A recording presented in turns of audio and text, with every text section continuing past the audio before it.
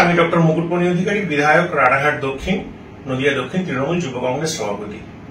আপনারা প্রত্যেকে এই বিষয়ে অবগত যে সিএ 2024 সিটিজেনশিপ অ্যামেন্ডমেন্ট অ্যাক্ট, নাগরিকত্ব সংশোধনী আইন 2024, কেন্দ্রের বিজেপি জোট সরকার যে নাগরিকত্ব আইন নিয়ে এসেছে, সেই আইনে কোথাও মতুয়া, নমশূদ্র, উদ্বাস্তু মানুষের নাগরিকত্ব দেওয়ার কথা বলা নেই, হিন্দু শরণার্থীদের নাগরিকত্ব দেওয়ার কথা বলা নেই।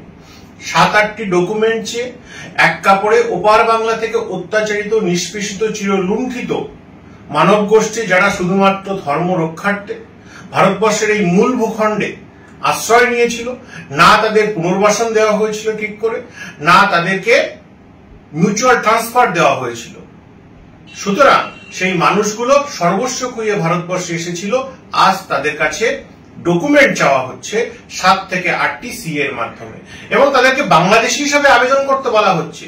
তাই আজ সারা পশ্চিমবঙ্গ এবং ভারতবর্ষব্যাপী যে 20টা রাজ্যে মতুয়ারা ছড়িয়ে ছিটিয়ে আছে এবং পশ্চিমবঙ্গে সব থেকে বেশি, সেই উদ্বাস্তু মতুয়া মানুষ, নমশূদ্র মানুষ, তারা সিএ তে আবেদন করছেন না।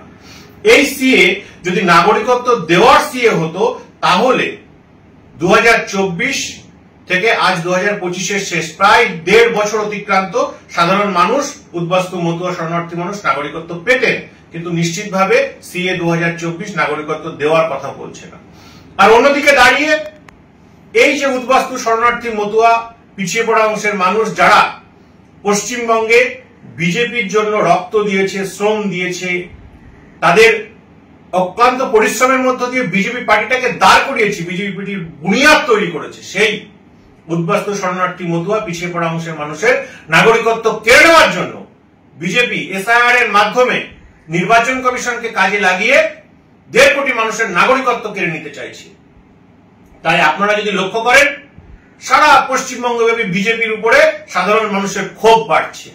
আমরা দেখেছি উত্তরবঙ্গে, আমরা দেখেছি গতকাল এই কল্যাণী B9-এ যে সিএ সহায়তা কেন্দ্র ছিল, সেখানে বিজেপির কর্মকর্তারা মদ খেয়ে 2 গোষ্ঠী মারামারি করে, বোম্বিং করে তারা সেই সহায়তা কেন্দ্রটাকে উড়িয়ে দিয়েছে।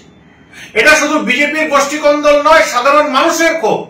সাধারণ মানুষ চাইছে যে সুকান্ত, শান্তনু, শুভেন্দু যারা 2021 সালে, 2019 সালে, 2024 সালে নাগরিকত্ব দেওয়ার কথা বলেছিল, আজ তারা 1.5 কোটি মানুষের নাগরিকত্ব কেড়ে নেওয়ার কথা বলছে। এবং যে কথা নির্বাচন কমিশনের বলার কথা, সে কথা শুভেন্দু অধিকারী বলছেন। তিনি বলছেন 2.5 কোটি মানুষের সাথে যোগাযোগ করা যায়নি। অত্যন্ত আশ্চর্যজনক ব্যাপার। জাতীয় নির্বাচন কমিশন নিরপেক্ষ তদন্তকারী সংস্থা হওয়া উচিত, নিরপেক্ষ সংস্থা হওয়া উচিত এই এসআইআর এর সময়, কিন্তু তাদের তথ্য কোনো এক অজ্ঞাত কারণে বিজেপির নেতারা পেয়ে যাচ্ছেন। তাই সাধারণ মানুষ আর বিজেপির প্রতি ভরসা রাখতে পারছেন না। সাধারণ মানুষ বিজেপির প্রতি বিক্ষুব্ধ হচ্ছেন। এবং আমি নিশ্চিত 2026-এর বিধানসভা নির্বাচনে বিজেপি 2021 সালে যে 77টা সিট পেয়েছিল, সেখান থেকে সিট সংখ্যা কমে কমে কমে কমে এখন তো অনেকটাই কমে গেছে। আগামী দিনে সেটা 40-এর নিচে নেমে আসার সম্ভাবনা রয়েছে। এবং 2026 বিধানসভা নির্বাচনের পরবর্তী সময়ে বিজেপি পার্টিটা কোল্যাপস করবে। সাধারণ মানুষ এই বিশ্বাসঘাতক, এই বিভীষণ, এই মির্জাফর, গদ্দার, শান্তনু, সুকান্ত, শুভেন্দু যারা নাগরিকত্ব দেওয়ার কথা বলে 3টি ইলেকশন জিতিয়ে নিয়ে আজ নাগরিকত্ব কেড়ে নেওয়ার কথা বলছে, তাদেরকে পশ্চিমবঙ্গে সিনারিও থেকে মানুষ আউট করে দেবে, বিজেপিকে আউট করে দেবে।